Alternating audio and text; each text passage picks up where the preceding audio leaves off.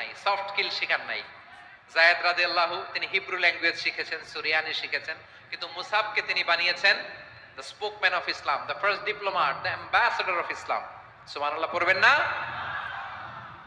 আব্দুল্লাহ ইবনে আব্বাস রাদিয়াল্লাহু তাআলা আনহু বিশ্বনবীর কাজিন, চাচাতো ভাই।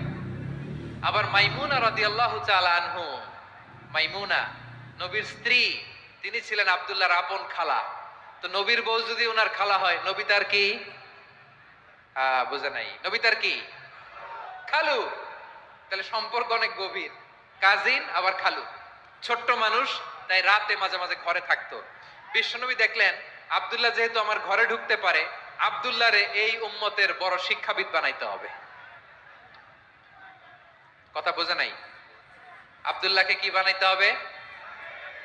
শিক্ষাবিদ, এডুকেটর অফ দিস উম্মাহ, এই উম্মার শিক্ষাবিদ বানাইতে হবে। তাই আব্দুল্লাহ ইবনে আব্বাসকে বিশ্বনবী হাতে কলমে শিক্ষা দিয়েছেন। আহারে, আর এরপরে যে কি ভাষা আসবে তোমাদের জন্য আমার মুখ থেকে আমি নিজেও জানি না, আমি নিজেও জানি না। 1 ঘন্টা যাবত ধাক্কা ধাক্কি মারামারি, তো আসতে বলছে কে তোমাকে?